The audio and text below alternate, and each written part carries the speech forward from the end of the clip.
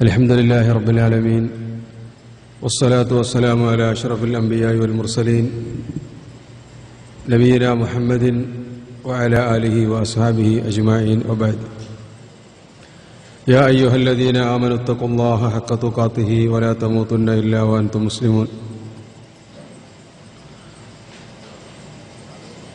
ബഹുമാനരായ സഹോദരന്മാരെ സഹോദരിമാരെ അസ്സലാമു അലൈക്കും വറഹ്മത്തുള്ളാഹി.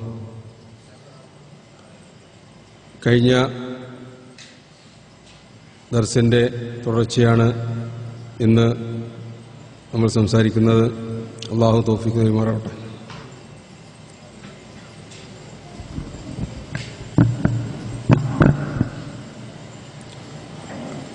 മൂന്നാം ഖലീഫ ഉസ്മാൻ ബിൻ അഫ്ഫാൻ റളിയല്ലാഹു അൻഹുവിനെ സംബന്ധിച്ചാണ് സംസാരിച്ചു വന്നിരുന്നത്. അദ്ദേഹത്തിൻ്റെ വ്യക്തിത്വത്തെ സംബന്ധിച്ചും ഇസ്ലാമിൽ അദ്ദേഹം നിർവഹിച്ച സേവനങ്ങളെ സംബന്ധിച്ചും നമ്മൾ സംസാരിക്കുകയുണ്ടായി. ഇന്ന് സംസാരിക്കുന്നത് ഉസ്മാൻ റളിയല്ലാഹു അൻഹു ഖലീഫയായി തിരഞ്ഞെടുക്കപ്പെട്ട സംഭവങ്ങളെ സംബന്ധിച്ചാണ്. നമ്മൾക്കറിയാം, ഉസ്മാൻ ബിൻ അഫ്ഫാൻ റളിയല്ലാഹു അൻഹു ആദ്യകാല മുസ്ലിങ്ങളിൽപ്പെട്ട വ്യക്തിയാണ്. പുറത്തുനിന്ന് വിശ്വാസിയായ രണ്ടാമത്തെ വ്യക്തിയാണ് പുരുഷന്മാരിൽ നിന്ന്. കാരണം അബൂബക്കർ സിദ്ദീഖ് റളിയല്ലാഹു അൻഹുവിനെ കഴിഞ്ഞാൽ പിന്നെ മുതിർന്ന പുരുഷൻ, വീട്ടിൽ നിന്ന് പുറത്തുള്ളയാൾ ഉസ്മാൻ ബിൻ അഫ്ഫാൻ റളിയല്ലാഹു അൻഹുവാണ്. സെയ്ദ് ബിൻ ഹാരിസയും അതേപോലെ അലി റളിയല്ലാഹു അൻഹുവും നബി സല്ലല്ലാഹു അലൈഹി വസല്ലം തങ്ങളുടെ വീട്ടിലെ ആളുകളാണ്. പുറത്തുനിന്ന് രണ്ടാമതൊരാൾ മുസ്ലിമാവുന്നത് ഉസ്മാൻ ബിൻ അഫ്ഫാൻ റളിയല്ലാഹു അൻഹുവാണ്. അദ്ദേഹത്തിൻ്റെ മുമ്പ് വേറെ ആരും മുസ്ലിമായിട്ടില്ല. പിന്നീട് ഖദീജ റളിയല്ലാഹു അൻഹയാണ്, അവരും വീട്ടുകാരത്തിയാണ്, പുറത്തുനിന്നുള്ള ആളല്ല. ആ നിലയിൽ ആദ്യകാല മുസ്ലിങ്ങളിൽപ്പെട്ട വ്യക്തിയാണ്. നബി സല്ലല്ലാഹു അലൈഹി വസല്ലം തങ്ങളോട് ജാഹിലിയത്തിൽ തന്നെ ബന്ധപ്പെടുകയും ഉസ്മാൻ റളിയല്ലാഹു അൻഹുവിന്റെ സ്വഭാവ ഗുണങ്ങൾ നബി സല്ലല്ലാഹു അലൈഹി വസല്ലം തങ്ങളെ ആകർഷിക്കുകയും ചെയ്തിട്ടുണ്ട് എന്നൊക്കെ നമ്മൾ വിശദീകരിച്ച് പറഞ്ഞതാണ്. മുസ്ലിമായതിനു ശേഷം ആദ്യമായി അദ്ദേഹം ഹിജ്റ പോയി ഹബശയിലേക്ക്, പിന്നീട് മദീനയിലേക്ക്. ഇസ്ലാമിന് സഹായം ആവശ്യമായ ഘട്ടങ്ങളിലൊക്കെ ഏറ്റവും കൂടുതൽ ധനം ചെലവഴിച്ച വ്യക്തിയായിരുന്നു ഉസ്മാൻ ബിൻ അഫ്ഫാൻ റളിയല്ലാഹു അൻഹു. ഒരുപാട് സന്നിഗ്ധ ഘട്ടങ്ങളിൽ ഇസ്ലാമിന് താങ്ങും തണലുമായി നിന്നത് അദ്ദേഹത്തിൻ്റെ സമ്പത്താണ്. തബൂക്ക് യുദ്ധത്തിലെ അദ്ദേഹത്തിൻ്റെ സംഭാവന മുൻനിർത്തി നബി സല്ലല്ലാഹു അലൈഹി വസല്ലം തങ്ങൾ പറഞ്ഞത് നിങ്ങൾക്ക് സ്വർഗമുണ്ടെന്നാണ്.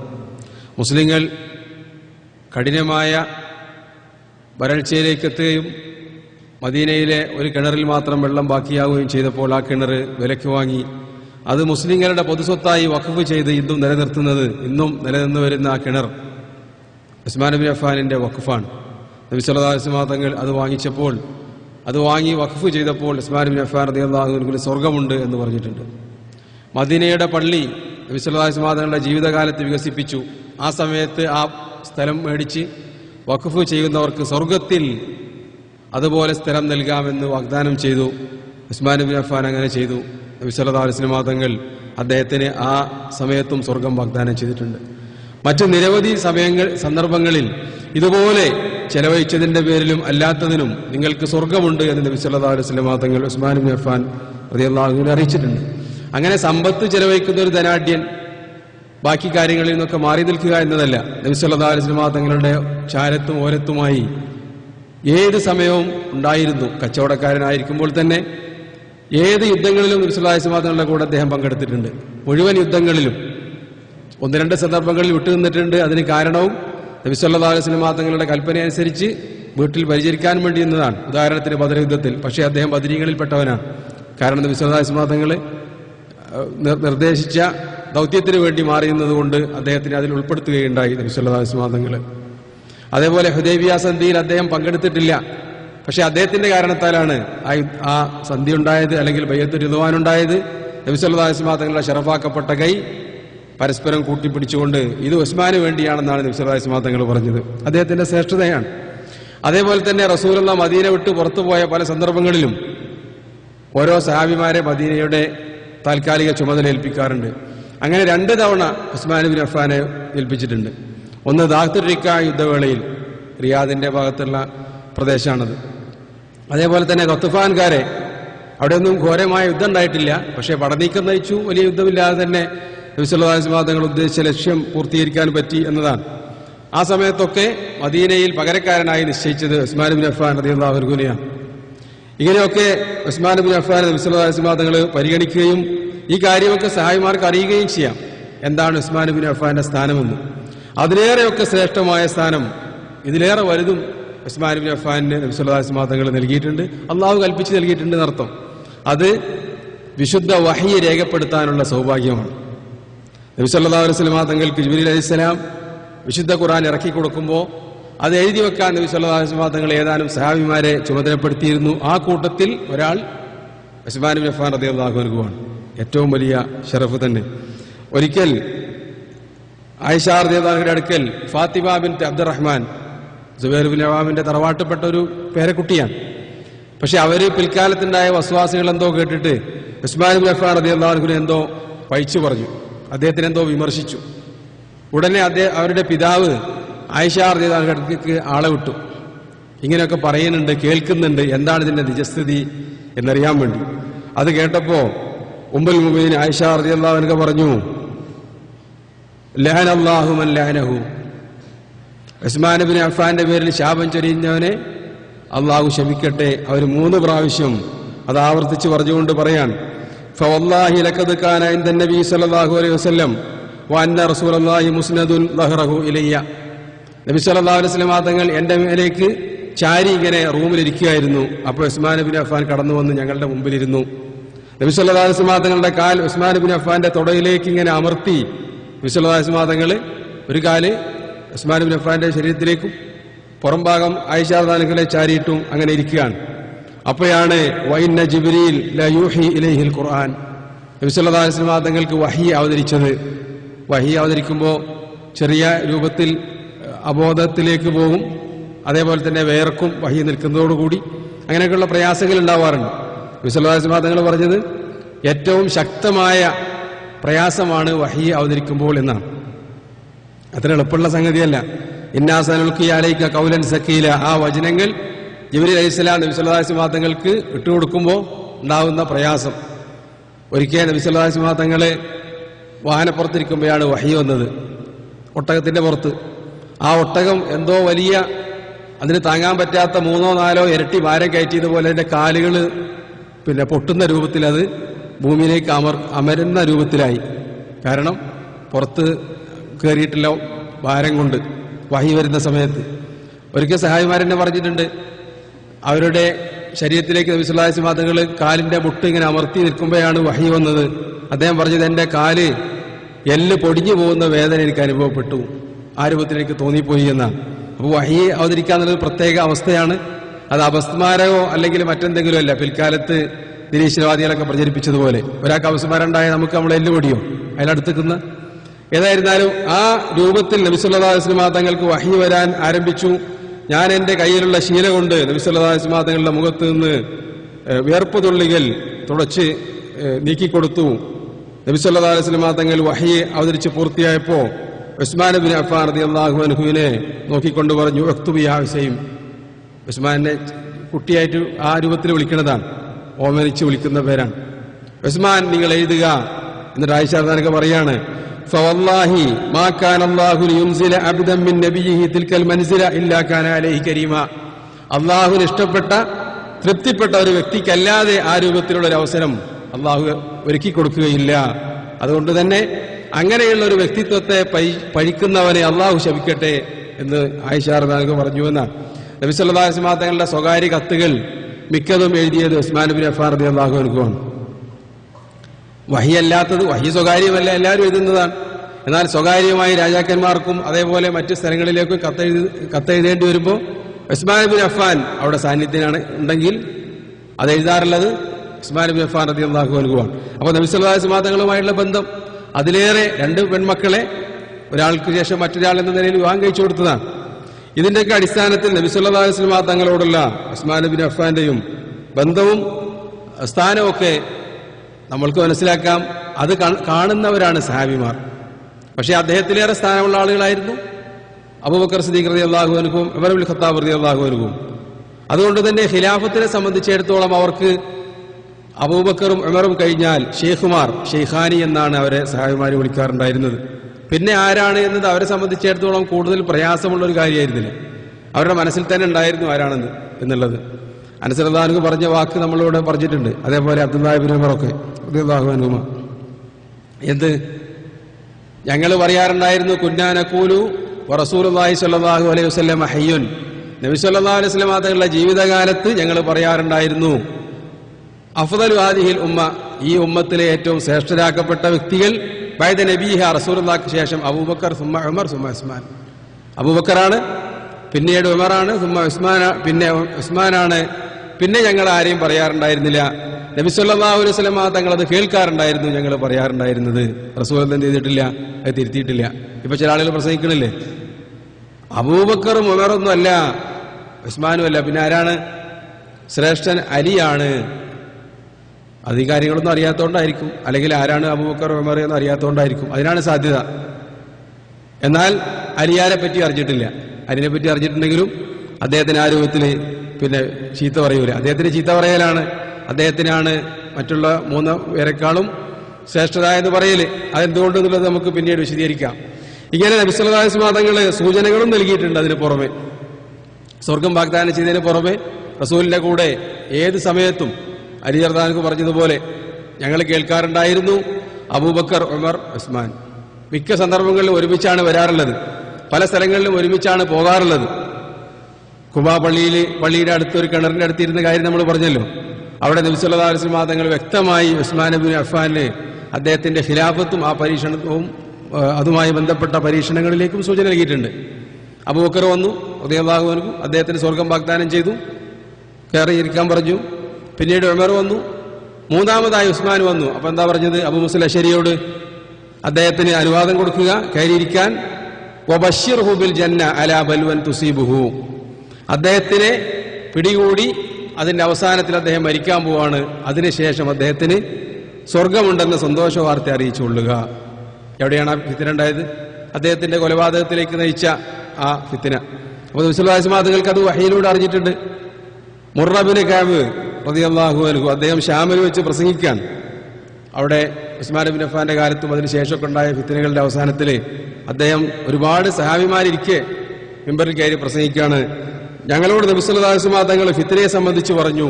ഫഖറബ വബഅദ, ഫിത്നയെ സംബന്ധിച്ച് അതിന്റെ എല്ലാ അടിവേരുകളും നബി സല്ലല്ലാഹു അലൈഹി വസല്ലം തങ്ങൾ വിശദമാക്കി പറഞ്ഞു, അടുത്തുള്ളതും ദൂരമുള്ളതും. എന്നിട്ട് പറഞ്ഞു, ആ സമയത്ത് ഇയാളും കൂട്ടരും ഹക്കിന്റെ പേരിലായിരിക്കും. അപ്പൊ അവർ നോക്കിയപ്പോൾ മുഖം മറച്ചുകൊണ്ടൊരു വ്യക്തി ഇങ്ങനെ നടന്നു പോകുന്നുണ്ട്.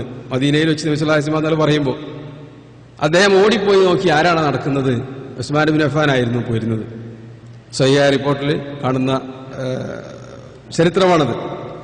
അതേപോലെ ഒരുപാട് സന്ദർഭങ്ങളിൽ നബി സല്ലല്ലാഹു അലൈഹി വസല്ലം തങ്ങളെ ഉസ്മാൻ ഇബ്നു അഫ്ഫാൻ റളിയല്ലാഹു അൻഹുവിന് അദ്ദേഹത്തിന്റെ അർഹത സൂചന നൽകിയിട്ടുണ്ട്. ഒരു ദിവസം നമസ്കാര ശേഷം ഒരു സഹാബി വന്നിട്ട് റസൂലുള്ളാഹിയോട് പറഞ്ഞു, ഞാൻ ഇന്നലെ രാത്രി ഒരു സ്വപ്നം കണ്ടിട്ടുണ്ട്. പലപ്പോഴും പിന്നെ അങ്ങനെ പറയാറുണ്ട്.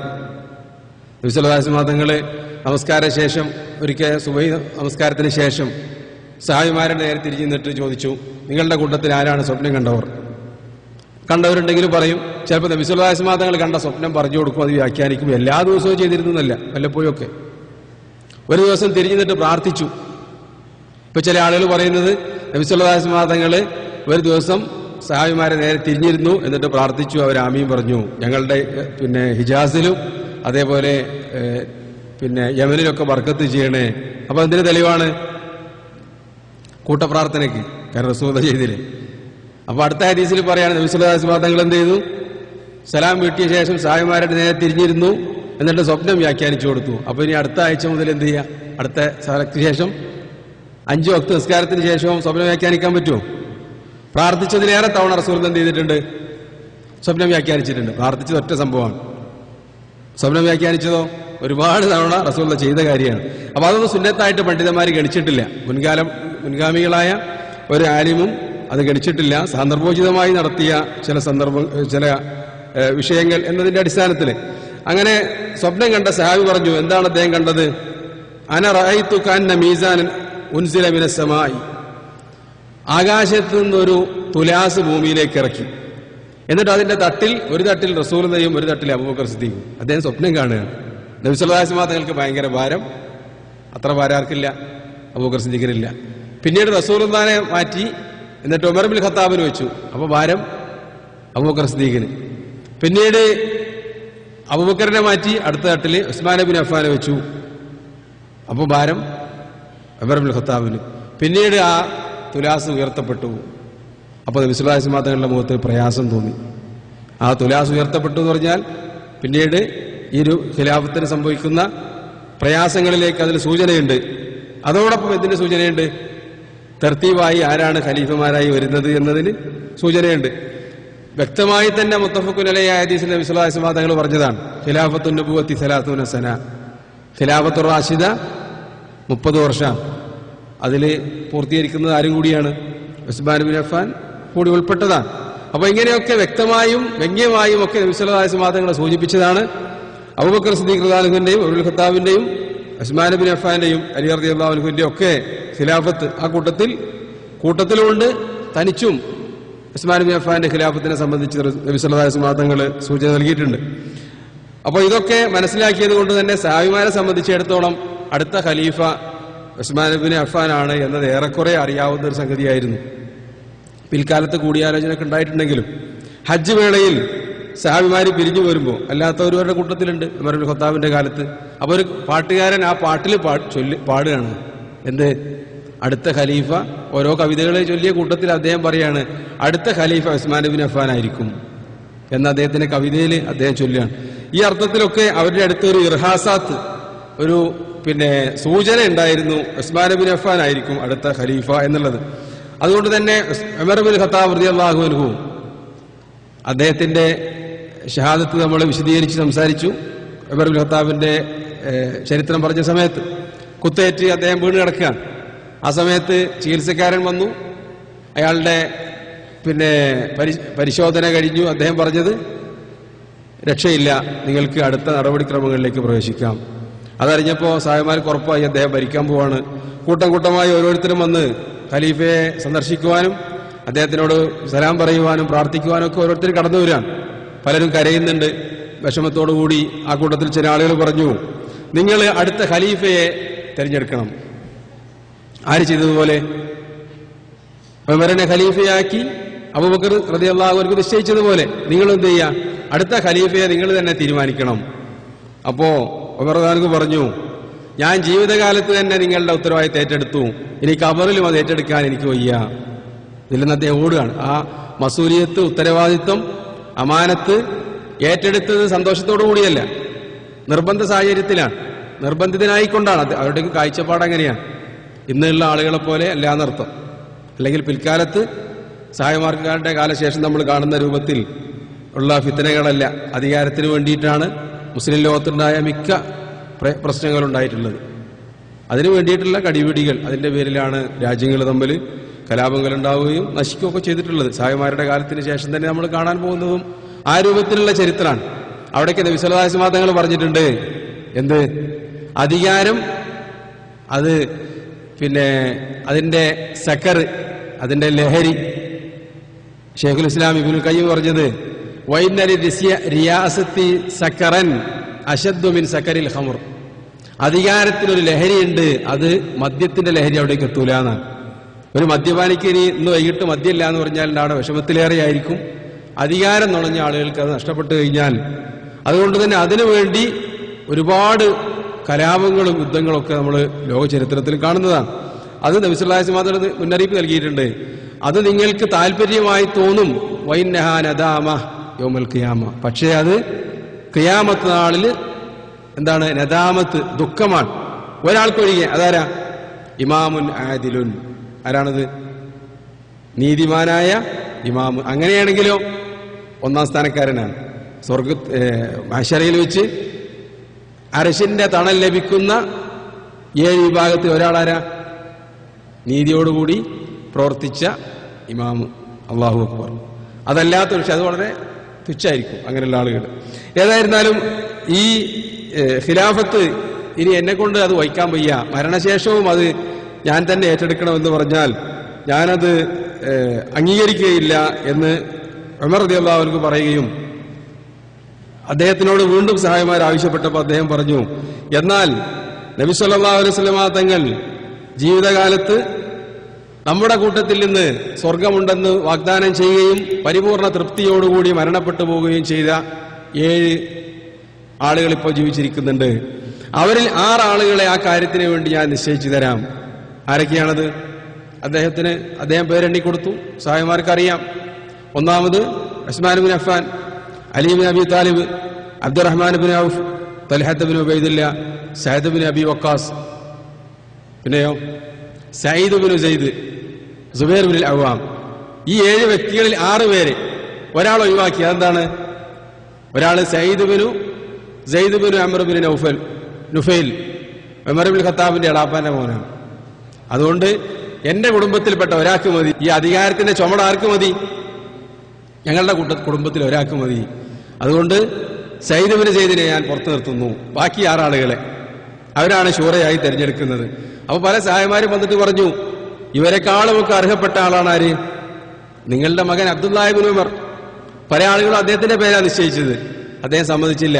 പല ആളുകളുടെയും നിർബന്ധം പരിഗണിച്ചുകൊണ്ട് അദ്ദേഹം പറഞ്ഞു, എന്നാൽ ഖലീഫയാകാൻ പാടില്ലാത്ത ഉപദേശകനായി അവരുടെ ചർച്ചയിൽ പങ്കെടുത്തോട്ടെ. പക്ഷെ എന്ത് ചെയ്യാൻ പാടില്ല? ഖലീഫയായി വരാൻ പാടില്ല. സുബ്ഹാനല്ലാഹ്. കുടുംബത്തിന് വേണ്ടി മാത്രം തീരെഴുതി കൊടുക്കാറാണ് പിൽക്കാലത്തുണ്ടായ ഭരണകൂടങ്ങളൊക്കെ. അവരൊക്കെ മനസ്സിലാക്കേണ്ട കാര്യമാണത്. എന്ത്? ഇത് മരണശേഷം ഒരുപാട് പ്രയാസങ്ങൾ അതിന്റെ പേരിൽ വരാനിരിക്കുന്നു. അത് ശരിയായ രൂപത്തിൽ അവർ പ്രവർത്തിച്ചിട്ടില്ലെങ്കിൽ ജീവിതകാലത്ത് അതിന്റെ കണക്ക് പറയണം. പിന്നെ കുടുംബത്തിന്റെ സ്വത്താക്കി മാറ്റിയാലോ? അതിന് കാരണക്കാരനായവർക്ക് അതിന്റെ മറുപടി അവരും പറയേണ്ടി വരും എന്നുള്ളത് കൊണ്ടാണ് അദ്ദേഹം പറഞ്ഞത്, അബ്ദുള്ളയെ ഈ വിഷയത്തിൽ ചർച്ചയിൽ പങ്കെടുക്കാം എന്നതല്ലാതെ അവന് അധികാരം ഏൽപ്പിച്ചു കൊടുക്കാൻ പാടില്ല എന്ന് പറഞ്ഞുകൊണ്ട് അദ്ദേഹത്തിനെയും മാറ്റി നിർത്തി. കുടുംബത്തിൽ അർഹതപ്പെട്ട ആളുകളുണ്ടെങ്കിൽ അവർക്ക് ഏറ്റെടുക്കാം. പക്ഷേ ഇതിന്റെ പ്രയാസം അറിയുന്നത് കൊണ്ട് തന്നെ ഉമർ ഇബ്നുൽ ഖത്താബ് ചെയ്തത് അവരെ ഒഴിവാക്കുക. കാരണം അധികാരം ഏറ്റെടുത്തിട്ട് ശരിയായ രൂപത്തിൽ ആ ഖിലാഫത്ത് കൊണ്ടു നടന്ന ആളാണ് ആര്? ഉമർ ഇബ്നുൽ ഖത്താബ് റളിയല്ലാഹു അൻഹു, അല്ലേ? അദ്ദേഹം സുന്ദരനും സുമുഖനുമായിരുന്നു, നല്ല ആരോഗ്യമുള്ള വ്യക്തിയായിരുന്നു. അവസാന കാലഘട്ടത്തിൽ അദ്ദേഹം കറുത്തു പോയിരുന്നു എന്നാണ്. എന്താ കാരണം? അധികാരമൊക്കെ കിട്ടി AC റൂമിൽ വിശ്രമിച്ചുകൊണ്ടല്ല, അധികാരത്തിന്റെ ആ ഭാരം ശരിക്ക് ചുമന്നതുകൊണ്ട് തന്നെ അദ്ദേഹത്തിന്റെ ശരീരം തന്നെ ക്ഷീണിച്ചുപോയി.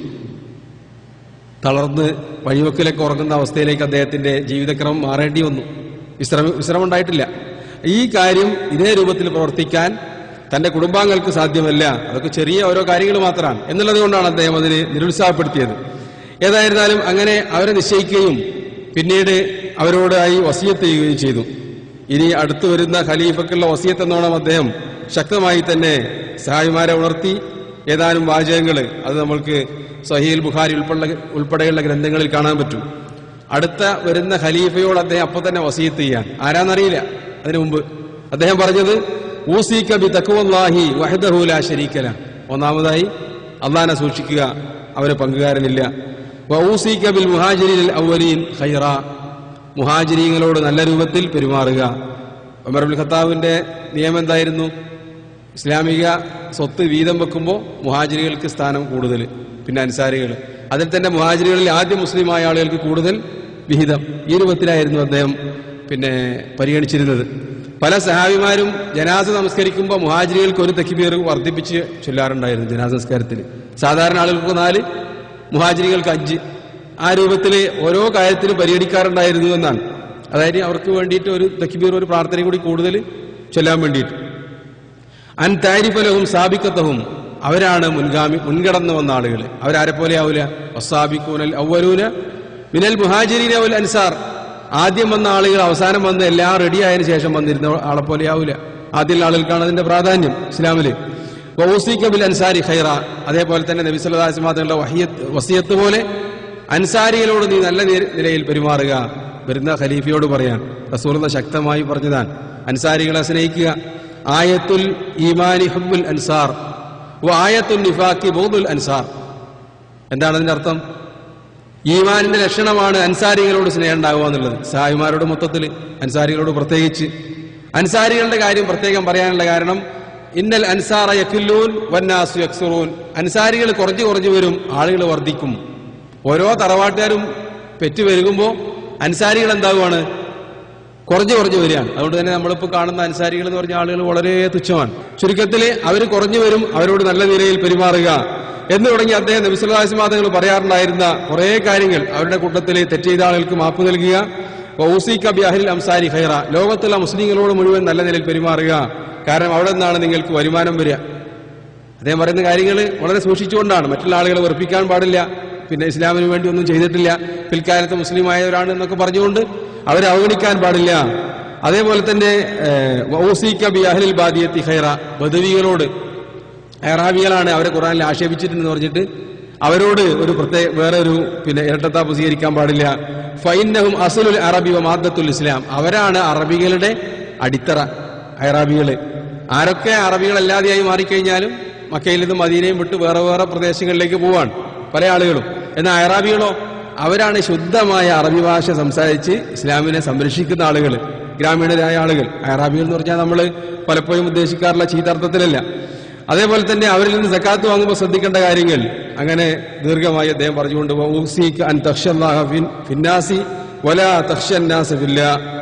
അള്ളാഹുവിനെ നീ പേടിക്കുക, ആളുകളെ പേടിക്കാൻ പാടില്ല. അള്ളാഹുവിന്റെ വിഷയത്തിൽ ആളുകളെ പേടിക്കേണ്ടതില്ല, ആളുകളെ പേടിച്ചുകൊണ്ട് നീ അള്ളാഹുവിന്റെ കാര്യം വിട്ടുകളയാൻ പാടില്ല എന്നൊക്കെ ഉപദേശിച്ച് അദ്ദേഹം അതിന്റെ അവസാനത്തിൽ പറഞ്ഞു, നിങ്ങൾക്ക് ഖലീഫയെ തെരഞ്ഞെടുക്കാൻ 3 ദിവസം അവസരമുണ്ട്. ഈ പറഞ്ഞ 6 ആളുകൾ കൂടി ചേർന്നുകൊണ്ട് ഖലീഫയെ തെരഞ്ഞെടുക്കണം. എത്രയാണ് സമയം? 3 ദിവസം. 4ാമത്തെ ദിവസം സുബഹി നമസ്കാരമാകുമ്പോഴേക്ക് നിങ്ങൾക്ക് എന്ത് വേണം? ഒരു അമീർ ഉണ്ടാവണം. അഭിപ്രായ വ്യത്യാസത്തിലാവാൻ പാടില്ല എന്നൊക്കെ അദ്ദേഹം കണിശമായി തന്നെ, ഇതൊക്കെ സ്വഹീഹ് ബുഖാരിയിലെ റിപ്പോർട്ട് കാണുന്നതാണ്. അദ്ദേഹം പറഞ്ഞു, എന്നിട്ട് അഥവാ അഭിപ്രായ വ്യത്യാസം ഉണ്ടായാൽ 6 പേരിൽ 2 ഗ്രൂപ്പായി അവർ തിരിഞ്ഞാലോ, 3 ഒരു 3 ആൾക്കാർ ഒരു ഭാഗത്തും 3 പേര് വേറൊരു ഭാഗത്തുമായി കഴിഞ്ഞാൽ അബ്ദുല്ലാഹി ഇബ്നു ഉമറുള്ള ഭാഗത്തിനെ നിങ്ങൾ ഖലീഫയായി നിശ്ചയിക്കുക. അങ്ങനെ ഒരു തീരുമാനത്തിലേക്ക് എത്താൻ പറ്റാതെ 4ഉം 2ഒക്കെ പല രൂപത്തിലാവാലോ അഭിപ്രായ വ്യത്യാസം ഉണ്ടാവുന്നത്. അങ്ങനെ സംഭവിക്കുകയാണെങ്കിൽ അബ്ദുറഹ്മാൻ ബിൻ ഔഫുള്ള ഭാഗത്തുള്ള കക്ഷിയെ നിങ്ങൾ അംഗീകരിക്കുക, അബ്ദുറഹ്മാൻ ബിൻ ഔഫിന്റെ നിർദ്ദേശം അനുസരിച്ച് നിങ്ങൾ പ്രവർത്തിക്കുക. കാരണം അദ്ദേഹത്തിന്റെ കൂടെ അള്ളാഹുവിന്റെ പ്രത്യേക സഹായമുണ്ട്. നബി സല്ലല്ലാഹു അലൈഹി വസല്ലം തങ്ങളുടെ ഹദീസുകളിലൊക്കെ സൂചന ഉള്ളതുപോലെ ആ കാര്യം അദ്ദേഹം പറഞ്ഞു.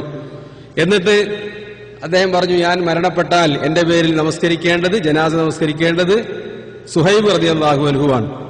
അതേപോലെ ഖലീഫയെ തെരഞ്ഞെടുക്കുന്നത് വരെ ഇനിയുള്ള സമയത്ത് 5 നേരവും ഇമാമായി നിൽക്കേണ്ടത് സുഹൈബാണ്. എന്തുകൊണ്ടാണ്?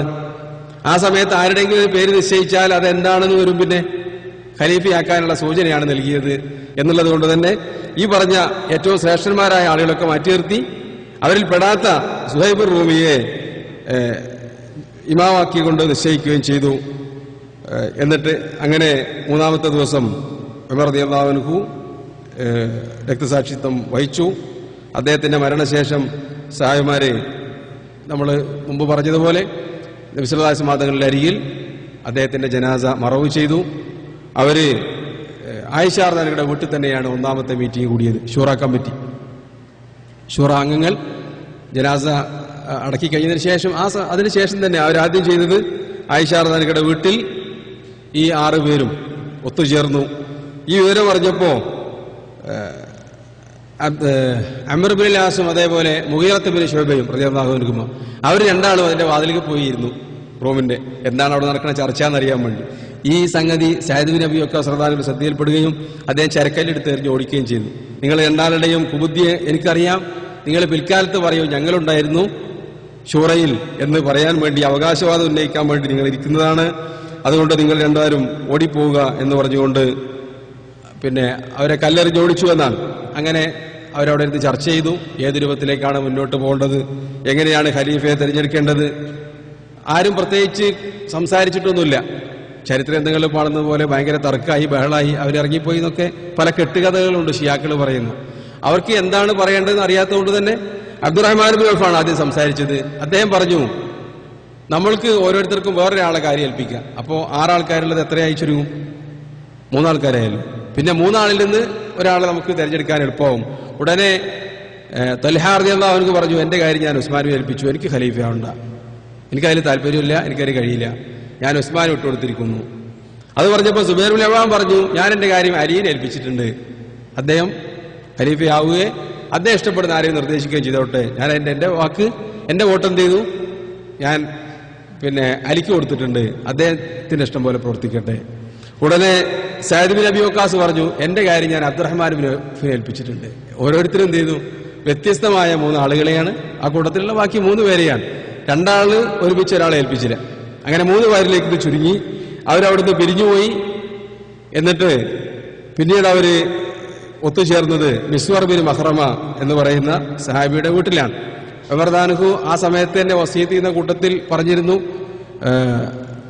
അബൂ തൽഹ അൻസാരിയെ വിളിച്ചുകൊണ്ട് ഒരു 50 അംഗ സെക്യൂരിറ്റി ഫോഴ്സ്, നമ്മളുടെ ഭാഷയിൽ പറഞ്ഞാൽ സഹായിമാരിൽ നിന്ന് അത്യാവശ്യം ശാരീരികമായി തന്റെ ഇടമുള്ള 50 സഹായിമാരെ ഒരുക്കി നിർത്താൻ പറഞ്ഞിരുന്നു. ഇവർക്ക് പ്രൊട്ടക്ഷൻ ആയിക്കൊണ്ട് ഇവരേതെങ്കിലും തരത്തിൽ അഭിപ്രായ വ്യത്യാസം ഉണ്ടാകുകയും പ്രശ്നമായി കഴിഞ്ഞാൽ അവരെ നേരിടാൻ വേണ്ടിയും, അതല്ല ഖിലാഫത്ത് ആ തെരഞ്ഞെടുക്കുന്നതിലേക്ക് പുറത്തുനിന്ന് ആരെങ്കിലും വന്ന് ഇടപെടാതിരിക്കാൻ വേണ്ടിയൊക്കെ സംരക്ഷണം ആയിക്കൊണ്ടും, അതേപോലെ തന്നെ എന്തെങ്കിലും അത്യാവശ്യ കാര്യങ്ങൾ സംഭവിക്കുകയാണെങ്കിൽ അത് നേരിടാൻ വേണ്ടിയും അവർക്ക് സംരക്ഷണം ആയിക്കൊണ്ട് 50 സഹായിമാരെയും അദ്ദേഹം തെരഞ്ഞെടുത്തിരുന്നു, തെരഞ്ഞെടുക്കാൻ വേണ്ടി അബൂ തൽഹയെ ഏൽപ്പിച്ചിരുന്നു എന്ന് നമുക്ക് സഹീഹ് ബുഖാരി തന്നെ കാണാൻ പറ്റും. ഏതായിരുന്നാലും അവർ പിന്നീട് മിസ്വർ ബിൻ മഖ്റമയുടെ വീട്ടിൽ ചെന്നു. അവിടെ ഇരുന്ന് സംസാരിച്ചു. പക്ഷെ അവർക്ക് ഒരു തീരുമാനത്തിലേക്ക് എത്താൻ പറ്റിയില്ല പെട്ടെന്ന്.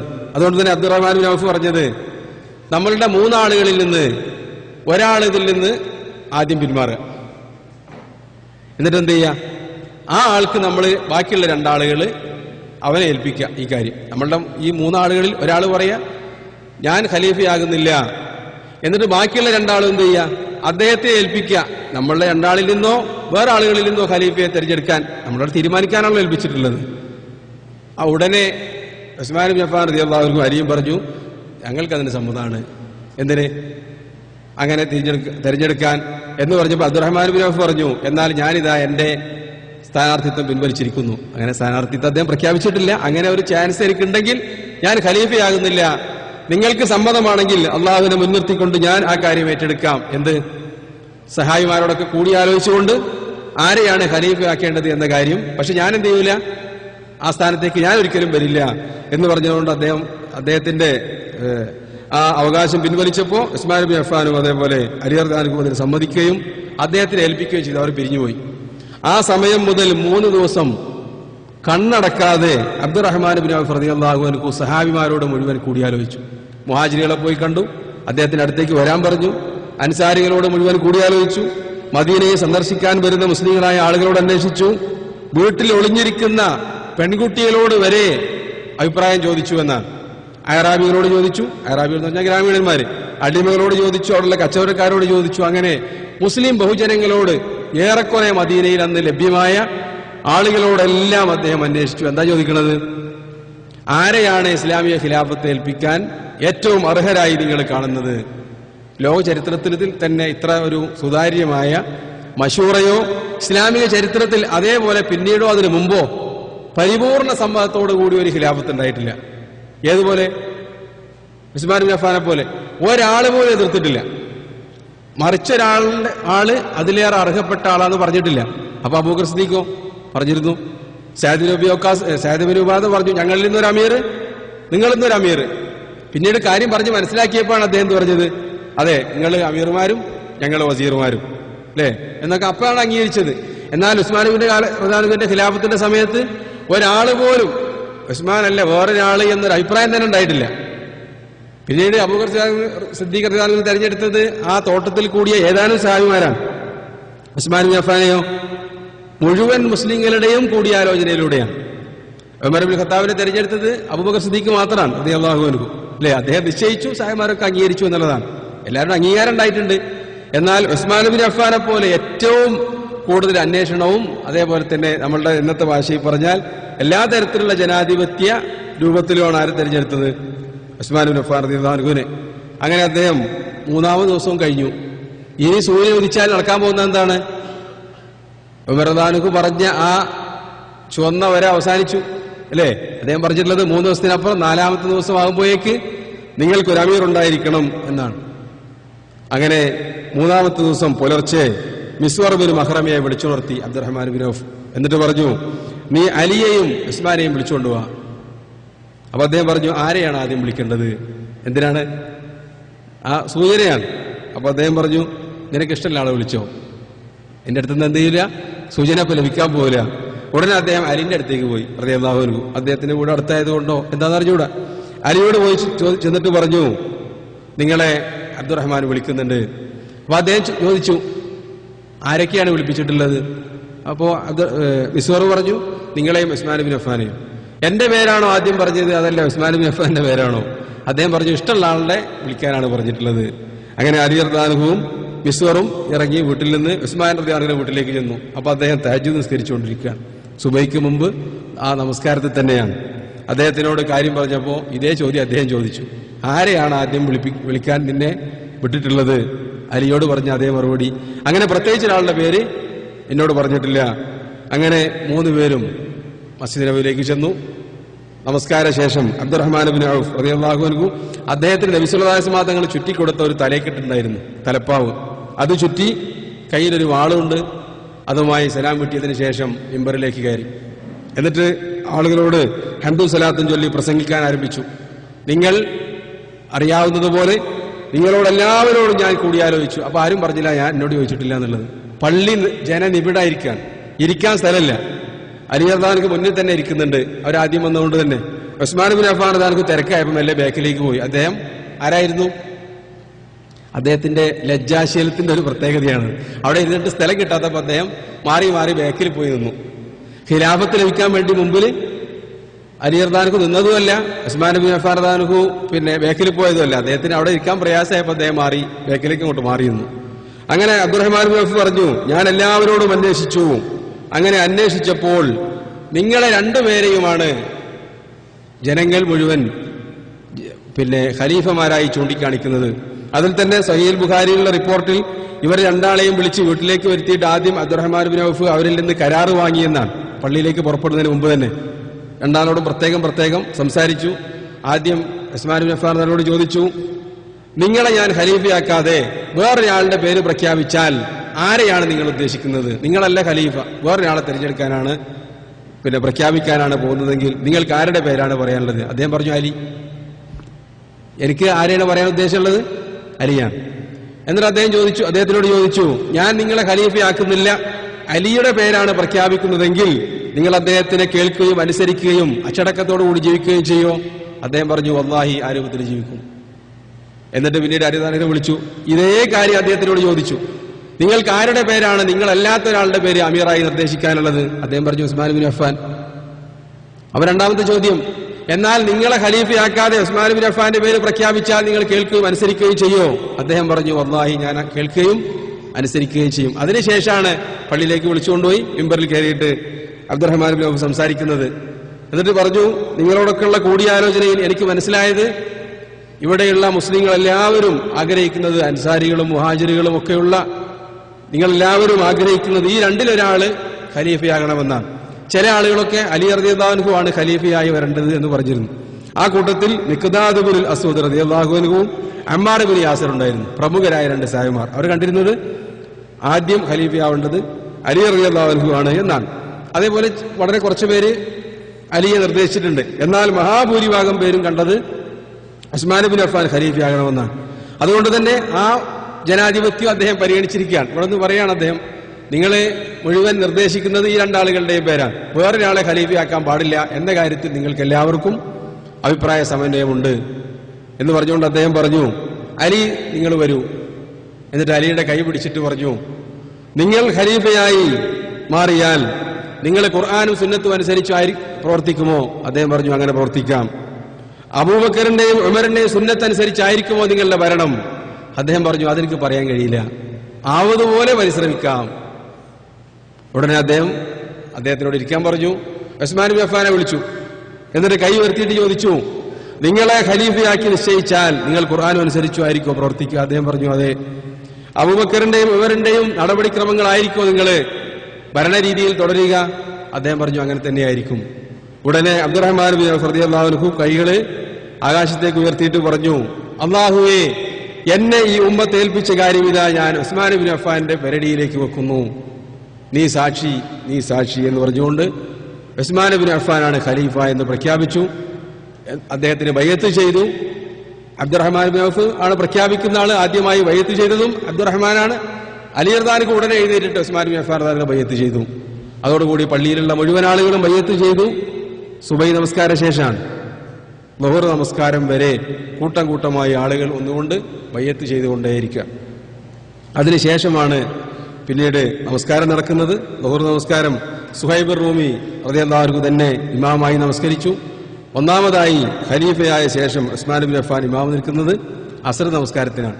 കാരണം ചില ചരിത്ര ഗ്രന്ഥങ്ങളിലൊക്കെ അസ്ർ നമസ്കാരത്തിനാണ് ഈ സംഭവം നടന്നത് എന്ന് രേഖപ്പെടുത്തിയതായി കാണാൻ പറ്റും. ബൈഅത്ത് ആരംഭിച്ചത് ആ സമയം മുതലായിരുന്നു.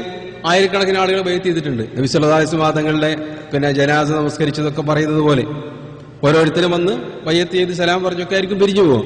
അതുകൊണ്ട് തന്നെ സമയമെടുക്കും ആ കാര്യങ്ങളൊക്കെ ചെയ്യാൻ വേണ്ടി. ളുഹർ നമസ്കാര ശേഷം പിന്നീടും അവിടെ ബൈഅത്ത് തന്നെയായിരുന്നു നടന്നിരുന്നത്. അതിനുശേഷം ഉസ്മാൻ ബിൻ അഫ്ഫാൻ റളിയല്ലാഹു അൻഹു ഇമാമ് നിന്നുകൊണ്ട് അസ്ർ നമസ്കരിച്ചു. അതിനുശേഷം അദ്ദേഹം മിമ്പറിൽ കയറി അദ്ദേഹത്തിന്റെ ആദ്യത്തെ പ്രഭാഷണം നടത്തി. സഹായിമാരോട് അദ്ദേഹം പ്രസംഗിച്ചത്, സഹായിമാരോടും അല്ലാത്തവരോടുമായി ആ പള്ളിയിൽ കൂടിയ ആളുകളോട് അദ്ദേഹം ചെറിയ ഒരു പ്രഭാഷണമാണ് നടത്തിയത്. അതൊക്കെ പിൽക്കാലത്ത് വലിയ അദ്ദേഹത്തിനെ പരിഹസിച്ചുകൊണ്ട് ആളുകള് അദ്ദേഹത്തിനെ വിമർശിക്കുന്ന ആളുകൾ പറയാറുള്ളതാണ്.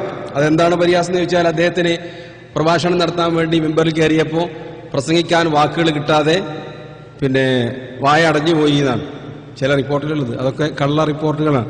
ശരിയായി തന്നെ അദ്ദേഹത്തിന്റെ പ്രഭാഷണം നമുക്ക് ചരിത്രത്തിൽ നിന്ന് കാണാൻ പറ്റും. അദ്ദേഹം പറഞ്ഞത് ഹമിദല്ലാഹു വസ്ന അലൈഹി, ഹംദും സലാത്തും ഒക്കെ വിശദമായി ചൊല്ലി പറഞ്ഞു. എന്നിട്ട് അദ്ദേഹം പറഞ്ഞു, ഇന്നക്കും ഫി ദാരി കലിഅത്തിൻ വഫി ബഖിയത്തി അമാർ, നിങ്ങൾ ഇപ്പോൾ ഉള്ളത് ഒരു കോട്ടയ്ക്കകത്താണ്. ഏതാണ് ആ കോട്ട? മദീനയും ഇസ്ലാമും.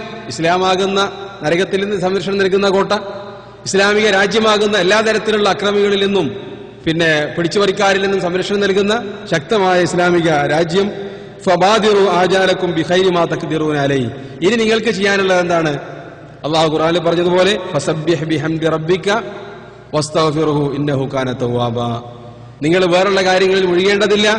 നിങ്ങൾ നിങ്ങളുടെ പരലോകത്തിന്റെ കാര്യത്തിൽ ശ്രദ്ധിക്കുക, അതിനുവേണ്ടി നിങ്ങൾ മുന്നിട്ടിറങ്ങുക. ഫലഖദ് ഊതീതും സുബ്ഹിഹ്തും ഔ മുസീതും, നിങ്ങളെ രാവിലെയോ വൈകുന്നേരമോ ആക്രമിച്ച് കൊല്ലാൻ പോകുന്ന രൂപത്തിൽ നിങ്ങൾ പ്രവർത്തിക്കുക എന്നാണ് പറഞ്ഞത്.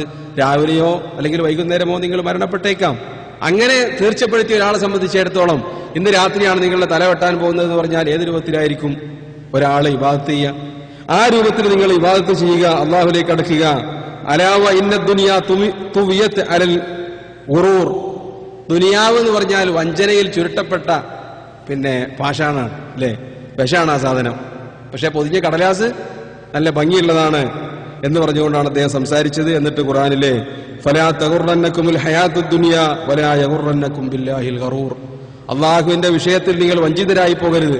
ഞങ്ങളൊക്കെ സഹാബിമാരാണ്, ബദറിലും ഉഹദിലൊക്കെ പങ്കെടുത്ത ആൾക്കാരാണ്, നബി സല്ലല്ലാഹു അലൈഹി വസല്ലം തങ്ങൾ ഒരുപാട് തവണ സ്വർഗത്തിലാന്ന് പറഞ്ഞ ആൾക്കാരാണ് എന്നൊന്നും കേട്ടിട്ട് നിങ്ങൾ എന്ത് ചെയ്യേണ്ടതില്ല, വഞ്ചിതരായി പോകേണ്ടതില്ല. വലാ യഗുറന്നകും ബില്ലാഹിൽ ഗറൂർ, അള്ളാഹുവിന്റെ വിഷയത്തിൽ ഒരു വഞ്ചകനും നിങ്ങളെ വഞ്ചിക്കാതിരിക്കട്ടെ. ആ വഞ്ചകന്റെ പേരാണ് ഇബ്ലീസ്.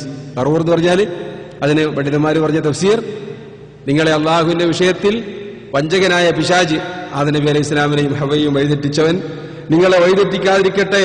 വഅ്തബിറൂ ബിമൻ മദാ, നമുക്ക് മുമ്പ് കഴിഞ്ഞു പോയ ആളുകളെ നിങ്ങൾ നോക്കുകയും അവരിൽ നിന്ന് ഗുണപാഠം ഉൾക്കൊള്ളുകയും ചെയ്യുക. സുമ്മ ജിദ്ദു വലാ തഗ്ഫുലു, അശ്രദ്ധ നിങ്ങൾ മാറ്റുക. ഇത് ഖലീഫ ആയതിനു ശേഷം ഒരാൾ നടത്തുന്ന, ഇസ്ലാമിക ഖലീഫ നടത്തുന്ന നയപ്രഖ്യാപനാണ്. ഖലീഫയായി ഏറ്റെടുത്തുകൊണ്ട് പറയുന്നത് നിങ്ങളുടെ ആഖിറത്തിന്റെ കാര്യം നിങ്ങൾ നന്നാക്കുക, അള്ളാഹുവിനെ ഭയപ്പെട്ടുകൊണ്ട് ജീവിക്കുക, മരണം ഏത് സമയവും വരാം എന്ന മുന്നറിയിപ്പാണ്. എന്നിട്ട് അദ്ദേഹം പറഞ്ഞത് ദുനിയാവിന് വേണ്ടി സമ്പാദിച്ച ആളുകളുടെ ഒക്കെ പര്യവസാനം നിങ്ങൾ കണ്ടില്ലേ എന്നൊക്കെ പറഞ്ഞുകൊണ്ട് ഉസ്മാൻ ബിൻ അഫ്ഫാൻ റളിയല്ലാഹു അൻഹു പറയുകയും, അദ്ദേഹം സൂറത്ത് അൽ കഹ്ഫിൽ അല്ലാഹു പറഞ്ഞ വദ്രിബ് ലഹും മസലൽ ഹയാത്തിദ് ദുനിയാ കമാഇൻ അൻസൽനാഹു മിനസ് സമാ ഫഖ്തലത ബിഹി നബാതുൽ അർദ് ഫഅസ്ബഹ ഹശീമൻ തദറുഹു റിയാഹ്, ആകാശത്ത് നിന്ന് വർഷിക്കപ്പെട്ട മഴത്തുള്ളികൾ പോലെയാണ്. അത് ഭൂമിയിൽ വർഷിച്ചപ്പോൾ കുറച്ച് ചെടികൾ മുളച്ചു, 2 ദിവസം വെയിലറിച്ചപ്പോൾ അത് ഫഅസ്ബഹ ഹശീമൻ തദറുഹു റിയാഹ്, കാറ്റത്ത് പറന്നു പോകുന്ന ധൂളികളായി മാറി. ഈ രൂപത്തിലാണ് ദുനിയാവിന്റെ അവസ്ഥ എന്ന് ഖുർആൻ വർണ്ണിച്ച ഏറ്റവും വലിയ വർണ്ണന. അതുകൊണ്ട് അൽ മാലു വൽ ബനൂന സീനത്തുൽ ഹയാത്തി ദുനിയ, നിങ്ങൾ ഈ പണിയെടുക്കുന്ന അധ്വാനിക്കുന്ന എന്തിനു വേണ്ടിയാണോ ആ കാര്യങ്ങൾ, അത് ദുനിയാവിലെ ആഡംബരങ്ങൾ മാത്രമാണ്. വൽ ബാഖിയാതു സാലിഹാതു ഖൈറുൻ ഇൻദ റബ്ബിക സവാബൻ വ ഖൈറുൻ അമല. അള്ളാഹുവിന്റെ അടുക്കൽ ശേഷിപ്പായി ലഭിക്കുന്നത് സാലിഹായ അമലുകളും സാലിഹായ വാക്കുകളും മാത്രമാണ് എന്ന് പറഞ്ഞുകൊണ്ട് അദ്ദേഹം പ്രഭാഷണം അവസാനിപ്പിച്ചു എന്നാണ്. ഈ വിമർശകരായ റാഫിദികൾ പറയാറുള്ളത് അദ്ദേഹത്തിന്റെ പ്രഭാഷണം നടത്താതെ അദ്ദേഹം പറഞ്ഞു പ്രഭാഷണമൊക്കെ ഇനി നന്നായി വരും, ഇപ്പൊ ഞാൻ അവസാനിപ്പിക്കുക എന്ന് പറഞ്ഞുകൊണ്ട് അദ്ദേഹം മിമ്പറിൽ നിന്നിറങ്ങിയതാണ്. ആക്ഷേപമാണ്. അതേപോലെ തന്നെ ഈ തെരഞ്ഞെടുപ്പുമായി ബന്ധപ്പെട്ട് ഖലീഫയായി നിശ്ചയിക്കാൻ വേണ്ടി അബ്ദുറഹ്മാൻ ബിൻ ഔഫ് പള്ളിയിൽ സഹായിമാരെ വിളിച്ചുകൂട്ടി, എന്നിട്ട് അലി റളിയല്ലാഹു അൻഹു പറ്റിച്ചു കളഞ്ഞു എന്നാണ് റാഫിദികൾ പ്രചരിപ്പിക്കാറുള്ളത്. അതാണ് മിക്ക ചരിത്രകാരന്മാരും ഉദ്ധരിച്ചിട്ടുള്ളത്. അതും ഉദ്ധരിക്കും, ഇതിന്റെ സനദൊന്നും പരിശോധിക്കാതെ. ആ കാര്യം ഇമാം ഇബ്നു കസീർ അദ്ദേഹത്തിന്റെ അൽ ബിദായ വൻ നിഹായയിൽ വിശദമായി തന്നെ കൊടുത്തിട്ട് ആ ചരിത്രത്തെ സംബന്ധിച്ച് അതിന്റെ നിരർത്ഥകത വളരെ വ്യക്തമായ വിശ്വസ്തന്മാരായ ചരിത്രകാരന്മാർ പറഞ്ഞതിന് വിപരീതമായി അലി റളിയല്ലാഹു അൻഹു പറഞ്ഞത്രേ. അദ്ദേഹം എഴുന്നേറ്റുകൊണ്ട് പറഞ്ഞു, ഇത് എന്നെ നിങ്ങൾ ആദ്യമായിട്ടല്ല പറ്റിക്കുന്നത്, ഇത് പലതവണ നിങ്ങൾ പറ്റിച്ചതിന്റെ ബാക്കിയാണ്. ആദ്യം പറ്റിച്ച എവിടുന്നാണ്? ഈ കള്ളക്കാരൻ പറയുന്നത് ആര്യാനക്ക് പറഞ്ഞതല്ല, അദ്ദേഹം പറഞ്ഞതായിട്ട്. ഒന്നാമത് സഖീഫത്ത് ബനീ സായിദ് നിങ്ങൾ എന്നെ പറ്റിച്ചു. അതെങ്ങനെയാണ്? ഞാൻ നബി സല്ലല്ലാഹു അലൈഹി വസല്ലം തങ്ങളുടെ ജനാസ കുളിപ്പിച്ചുകൊണ്ടിരിക്കുമ്പോൾ നിങ്ങൾ പോയിട്ട് അബൂബക്കർ ഉമറും പോയിട്ട് എന്ത് ചെയ്തു? ഒരാളെ രണ്ടാളും പാടെ ഒത്തു കളിച്ചിട്ട് എന്ത് ചെയ്തു? ഒരാളെ അമീറാക്കി നിശ്ചയിച്ചു എന്നാണ്. നഅൂദുബില്ലാ. സഹായിമാരിലേക്ക് ചേർത്ത് പറയാൻ പാടില്ലാത്ത വാക്ക്. അതാണിപ്പോ ഹൂത്തി പറഞ്ഞത് യമനിൽ നിന്ന്. സഖീഫത്ത് ബനീ സായിദിലെ തെറ്റാണ് ഇപ്പൊ ഞങ്ങൾ തിരുത്തുന്നത്. അവര് ഡ്രോണ് വിടാനുള്ള കാരണം എന്താണ്? ആ തെറ്റ് തിരുത്താൻ വേണ്ടി അത്രേ. അപ്പൊ ആ തെറ്റ് എന്ന് പറയുന്നത് ഇതാണ്. ഏത്? അലിയെ ഖലീഫയാക്കാതെ അബൂബക്കർ സിദ്ദീഖിനെ ഖലീഫയാക്കി എന്നുള്ള ആ ദുരാരോപണം. എന്നിട്ട് അദ്ദേഹം അങ്ങനെ പറഞ്ഞു എന്നാണ്. വഇന്നക ഇന്നമാ വല്ലൈതഹു ലിഅന്നഹു സിഹറുക വലിയുശാവിറക ഫീ കുല്ലി യൗമിൻ ഷഅൻ. നീ അദ്ദേഹത്തിനെ ഖലീഫയാക്കിയത്, ഉസ്മാൻ ഇബ്നു അഫ്ഫാൻ നിങ്ങൾ തമ്മിൽ ബന്ധുക്കാരാണ്. ആ ബന്ധുക്കാരനായതുകൊണ്ട് എല്ലാ ദിവസവും എല്ലാ കാര്യവും നിന്റെ അടുത്തായിരിക്കും തീരുമാനം. അങ്ങനെ ആയി കിട്ടാൻ വേണ്ടിയാണ് എന്ത് ചെയ്തത്? നീ അവനെ അല്ലെങ്കിൽ ഉസ്മാൻ ഇബ്നു അഫ്ഫാനെ ഖലീഫയാക്കി നിശ്ചയിച്ചത് എന്ന് അലി പറഞ്ഞു എന്നാണ്. എന്നിട്ട് അദ്ദേഹം ബയ്യത്ത് ചെയ്യാതെ പിൻവലിയാൻ നോക്കി. നഅൂദുബില്ല. ആര്? അലി റളിയല്ലാഹു അൻഹു. അപ്പോ അബ്ദുറഹ്മാൻ ബിൻ ഔഫ് ഫമൻ നകസ ഫഇന്നമാ യൻഖുസു അലാ നഫ്സിഹി വമൻ ഔഫാ ബിമാ അഹദ അലൈഹി അല്ലാഹു ഫസയുതിഹി അജ്റൻ അദീമ. ആരെങ്കിലും കരാർ ലംഘിച്ചാൽ അവൻ ചെയ്യുന്നത് ഫൈന്നമാ യൻഖുസു അലാ നഫ്സിഹി, അള്ളാഹുവിന്റെ നിർത്തിക്കൊണ്ട് സ്വന്തത്തോട് ചെയ്ത കരാറിനെയാണ് ലംഘിക്കുന്നത് പറഞ്ഞ് പേടിപ്പിച്ചപ്പോൾ അലി എന്ത് ചെയ്തു? നിർബന്ധിത സാഹചര്യത്തിൽ വന്ന് ബയ്യത്ത് ചെയ്തു എന്ന് തുടങ്ങിയിട്ടുള്ള ഇലാ ഗൈരി ദാലിക മിനൽ അഖ്ബാരിൽ മുഖാലിഫത്തി ലിമാ സബത ഫി സിഹാ. ബുഖാരിയിലും മുസ്ലിമിലൊക്കെ സ്ഥിരപ്പെട്ട് വന്ന റിപ്പോർട്ടുകൾക്കെതിരെ പ്രചരിച്ചിട്ടുള്ള ഇത്തരം കള്ളക്കഥകൾ ഫഹിയ മർദൂദത്തുൻ അലാ ഖായിലിഹാ വനാഖിലിഹാ. അത് പറഞ്ഞ ആൾക്ക് തന്നെ അത് തിരിച്ചു കൊടുക്കുക. കാരണം അടിസ്ഥാനമില്ലാത്ത വാറോലകളാണ്. വല്ലാഹു അലം. വൽ മദ്ലൂലു ബിസ്സഹാബത്തി ഖിലാഫു മാ യതവഹമു കസീറുൻ മിൻ ജഹലത്തി റാഫിദ വഅഗ്ബിയാഇൽ ഖുസ്സാസ്. ബുദ്ധിയില്ലാത്ത ഈ കഥാപ്രസംഗന്മാര് അവര് കഥാപ്രസംഗം ഉഷാറാൻ വേണ്ടിയിട്ട് എന്ത് ചെയ്യും? ഇങ്ങനെയുള്ള കഥകളൊക്കെ അരി അങ്ങനെ ചെയ്തു, ഇവരിങ്ങനെ ചെയ്തൊക്കെ പറഞ്ഞിട്ട് സായിമാരുടെ കാലത്ത് നടന്ന ഫിത്ന എന്ന് പറഞ്ഞിട്ട് പലതും പ്രസംഗിക്കാറും പാടാറൊക്കെ ഉണ്ട്. അതെന്തുകൊണ്ടാണ്? ഗബി ബുദ്ധിയില്ലാത്തതുകൊണ്ടാണ്. എന്താണ് ഈ പറയുന്നത്, ആരെ സംബന്ധിച്ചാണ് ഈ പറയുന്നതെന്ന് അറിയാത്തത് കൊണ്ടാണ്. അതേപോലെ റാഫിദികൾ അവർ പിന്നെ കളവ് കെട്ടിച്ചേർത്ത് പറയുന്നതാണ്, കെട്ടിക്കൂട്ടിയിട്ട് അവര് പറയുന്നതാണ് അല്ലദീന ലാ തമീസ ഇൻദഹും ബൈന സഹീഹിൽ അഖ്ബാരി വ ദഈഫിഹാ. സഹീഹ് ഏതാണ് ദഈഫാണ് ഏതാണെന്ന് തിരിച്ചറിയാത്ത ഈ രൂപത്തിലുള്ള ആളുകൾ പ്രചരിപ്പിക്കുന്നതാണ്. അതിൽ വഞ്ചിതരാവാൻ പാടില്ല എന്ന് ഇമാം ഇബ്നു കസീർ പറയാൻ. അതേപോലെ തന്നെ ഈ റിപ്പോർട്ടുകളൊക്കെ നമുക്ക് ഇമാം ഇബ്നു ജരീർ തബരിയുടെ താരീഖുൽ ഉമമി വൽ മുലൂക്ക് എന്ന ഗ്രന്ഥത്തിലും കാണാൻ പറ്റും. ആ കൂട്ടത്തിൽ ഇതൊന്നും വേർതിരിക്കാതെ കഥകൾ ഒന്നിച്ച് പറഞ്ഞ ആളുകൾ ഈ രൂപത്തിലൊക്കെ പലതും ഉദ്ധരിച്ചിട്ടുണ്ട്. പക്ഷെ പണ്ഡിതന്മാർ അത്തരം കാര്യങ്ങൾ പറയുമ്പോൾ ഇങ്ങനെയുള്ള റിവായത്തുകൾ ഉണ്ടെന്ന് മനസ്സിലാക്കാൻ വേണ്ടി ഇത് കൊടുത്തിട്ടുണ്ട്. അത് ചിന്തിച്ച് മനസ്സിലാക്കണം. അത് തെറ്റാണ്, കള്ളന്മാരാണ് പറഞ്ഞത്. നമ്മളിപ്പോ ഒരു കഥ എഴുതുകയാണ്, അത് ഇന്ന ആള് പറഞ്ഞതാണ്, ഇന്ന ആള് പറയുന്നുണ്ട് ഇങ്ങനെ ഒരു സംഭവം ഉണ്ടായിട്ടുണ്ട്. പിന്നെ ഒരു 100 കൊല്ലം കഴിഞ്ഞിട്ട് പറയാണ് ഇതാ ഇന്ന ആളിങ്ങനെ എഴുതിയിട്ടെന്ന് പറഞ്ഞാല് പറഞ്ഞ ആളാരാ? ആ കാലത്തെ ഏറ്റവും അറിയപ്പെടുന്ന ഗീബൽസ് ആണ് ആ പറഞ്ഞതെന്ന് പറഞ്ഞാൽ അതിന് നമുക്കൊരു അത്ഭുതമൊന്നുമില്ല. അത് ഗീബൽസ് പറഞ്ഞതല്ലേ. അയാൾ കളവ് ഇങ്ങനെ ഒരുപാട് പ്രാവശ്യം ആവർത്തിച്ചാൽ സത്യമായി മാറുന്നത് വിശ്വസിക്കുന്ന ആളാണ്. അത് എല്ലാവർക്കും അറിയുന്നതാണ്. ഈ രൂപത്തിൽ അറിയപ്പെട്ട കള്ളന്മാരിൽ നിന്നാണ് അത്തരം കെട്ടുകഥകളൊക്കെ ഉത്ഭവിച്ചിട്ടുള്ളത്. അതിൽ വഞ്ചിതരാകാൻ പാടില്ല എന്നാണ്. അങ്ങനെ മുഹറം 3-നാണ് ഉസ്മാൻ റളിയല്ലാഹു അൻഹു ഖലീഫയായി തിരഞ്ഞെടുക്കപ്പെട്ടത് എന്നാണ് കൂടുതൽ ശരിയായ റിപ്പോർട്ടുകളുള്ളത്. മുഹറം 1-നാണെന്നും കാഴ്ചപ്പാടുണ്ട്. മുഹറം 10 വരെ എന്താണ് ഹസാൻ വേണ്ടല്ലേ, ഉസ്മാൻ ബിൻ അഫ്ഫാൻ ഖലീഫയായപ്പോൾ കൊല്ലപ്പെട്ടല്ലോ, നഅൂദുബില്ലാ. ഇങ്ങനെ ചില അന്ധവിശ്വാസം മുസ്ലിങ്ങൾക്കിടയിലുണ്ട്. എന്ത്, മുഹറം 1 മുതൽ 10 വരെ ഒന്നും ചെയ്യാൻ പാടില്ല. ഒരുപക്ഷെ ഷിയാക്കൾക്കും അങ്ങനെ വിശ്വാസം ഉണ്ടായിരിക്കും. അത് ആരുടെ വിശ്വാസമാണ്? ഫിർഔനിന്റെയും കൂട്ടരുടെയും വിശ്വാസമാണ്. മൂസാ നബി അലൈഹി ഇസ്ലാമിന്റെ കാലം മുതലുള്ള വിശ്വാസം തന്നെയാണ്, അന്ധവിശ്വാസമാണ്.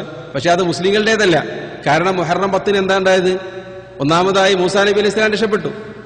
ആരിൽ നിന്ന്? ഫിറൗനിൽ നിന്ന്. അപ്പൊ മുസീബത്ത് ഫിറൗനും കൂട്ടർക്കും.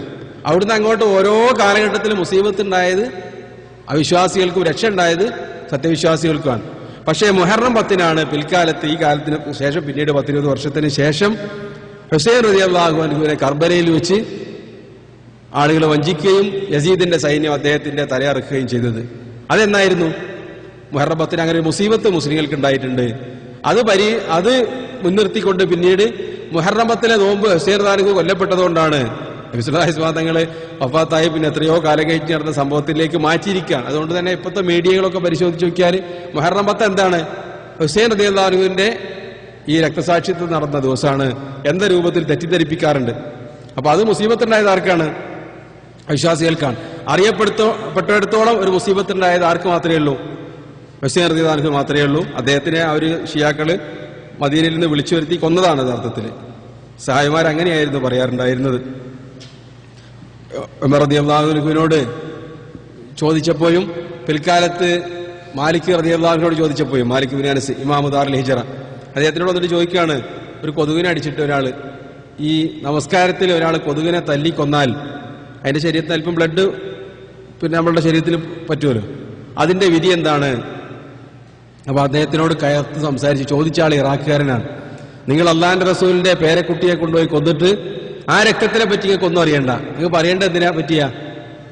നിങ്ങളുടെ ശരീരത്തിൽ കടിച്ച കൊതുകിന്റെ രക്തത്തെ പറ്റിയതാണ്. അപ്പൊ സഹായിമാര് വിശ്വസിച്ചിരുന്നത് ഹുസൈൻ റളിയല്ലാഹു അൻഹുവിനെ വഞ്ചിച്ചങ്ങോട്ട് വിളിച്ചു വരുത്തിയതാണ്. ഇവിടെ ഒരു അമീറില്ല, ഞങ്ങൾ ലക്ഷക്കണക്കിന് ആളുകൾ പിന്നെ നശിച്ചുകൊണ്ടിരിക്കുകയാണ്, നിങ്ങൾ വന്ന് ഇമാറത്ത് ഏറ്റെടുക്കണം എന്ന് പറഞ്ഞ് കത്തെഴുതിയപ്പോൾ അദ്ദേഹം ശരിയായിരിക്കും വിചാരിച്ചെന്നതാണ്. അവിടെ എത്തിയപ്പോൾ ലക്ഷമല്ല, പണ്ട് കഥയിൽ പറഞ്ഞ പോലെ ലക്ഷം പിന്നാലെ എന്ന് പറഞ്ഞപ്പോൾ ആരും കാണാനില്ല.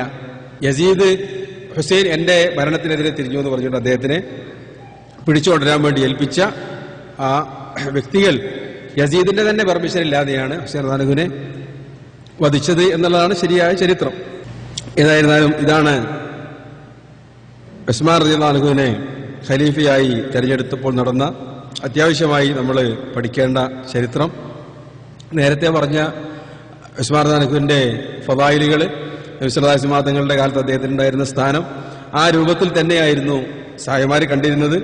അബൂബക്കർ റളിയല്ലാഹു അൻഹുവും ഉമർ റളിയല്ലാഹു അൻഹു അദ്ദേഹത്തിനെ പരിഗണിച്ചിരുന്നതും പ്രധാനപ്പെട്ട ഒരു മന്ത്രി എന്ന നിലയിലായിരുന്നു. ഖലീഫയെ കഴിഞ്ഞാൽ പിന്നെ ഒന്നാം സ്ഥാനക്കാരനായ മന്ത്രി എന്ന രൂപത്തിലാണ് അബൂബക്കർ സിദ്ദീഖ് റളിയല്ലാഹു അൻഹുവിന്റെ കാലത്ത് അദ്ദേഹത്തിനെ കണ്ടിരുന്നത്. അതേപോലെ ഉമർ ഇബ്നു ഖത്താബിനെയും. ഉമറിന്റെ കാലത്ത് ഉസ്മാൻ ഇബ്നു അഫ്ഫാനെ കണ്ടിരുന്നതും ആ രൂപത്തിൽ തന്നെയാണ്. പലപ്പോഴും സഹായിമാരൊക്കെ ഉമറിനോട് എന്തെങ്കിലും കാര്യം പറയാൻ ഭയപ്പെട്ടാൽ ആ കാര്യം പറയാൻ ഏൽപ്പിക്കാറുണ്ടായിരുന്നത് ഉസ്മാൻ ഇബ്നു അഫ്ഫാനെയാണ്, അതല്ലെങ്കിൽ അബ്ദുറഹ്മാൻ ബിൻ ഔഫിനെ, അതല്ലെങ്കിൽ അബ്ബാസ് ബിൻ അബ്ദുൽ മുത്തലിബ് റളിയല്ലാഹു അൻഹുവിനെ. 3 പ്രഗത്ഭരായ സഹായിമാരിൽ ആരെങ്കിലും ഒരാളെ കണ്ടിട്ട് ഉമറിനോട് എന്തെങ്കിലും കാര്യം പിന്നെ പറയാനുള്ള ഭയം കൊണ്ട് പലപ്പോഴും അവരെയാണ് പിന്നെ വസീലയാക്കാറുള്ളത്. മരണശേഷമല്ലേ പറഞ്ഞു കേട്ടോ. വസീല എന്ന് പറഞ്ഞാൽ പിന്നെ ശഫായത്തിന് വേണ്ടിയിട്ട് മീഡിയേറ്ററാക്കി പറയാറുള്ളത് എന്നാണ്. അതൊക്കെ വിശദമായി അതിന്റെ സംഭവങ്ങൾ ചരിത്രഗ്രന്ഥങ്ങളിൽ ഉദ്ധരിക്കപ്പെട്ടിട്ടുണ്ട്. ഏതായിരുന്നാലും ആ കാര്യം പണ്ഡിതന്മാരൊക്കെ അവരുടെ ഗ്രന്ഥങ്ങളിൽ രേഖപ്പെടുത്തി നമുക്ക് കാണാൻ പറ്റും. അവർക്കിടയിലൊന്നും ഒരു തർക്ക ആ വിഷയത്തിലുണ്ടായിരുന്നില്ല. ഹാഫിദ് ദഹബി അദ്ദേഹം പറയാണ്, അദ്ദേഹത്തിന്റെ ഗ്രന്ഥത്തിൽ അദ്ദേഹം ഉദ്ധരിച്ചതാണ്, ഖുബിദൻ നബി സല്ലല്ലാഹു അലൈഹി വസല്ലം ഫസ്തഖ്ലഫൽ മുസ്ലിമൂന അബൂബക്കർ. നബി സല്ലല്ലാഹു അലൈഹി വസല്ലം തങ്ങൾ വഫാത്തായി, മുസ്ലിമീങ്ങൾ അബൂബക്കർ സിദ്ദീഖിനെ ഖലീഫയായി തിരഞ്ഞെടുത്തു. ഫലൗ അലിമു അന്ന ഫീഹിം അഹദൻ അഫ്ദലു മിൻഹു കാനൂ ഖദ്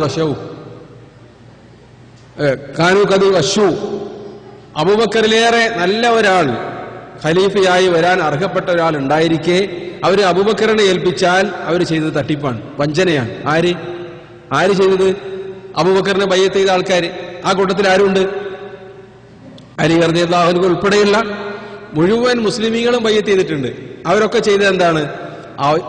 അർഹപ്പെട്ടതാരല്ല, അബൂബക്കറല്ല, അർഹപ്പെട്ടത് അലിക്കായിരുന്നു എന്ന് പറഞ്ഞുകൊണ്ട് എന്ത് ചെയ്യുക, അവര് വഞ്ചിച്ചതാണ്.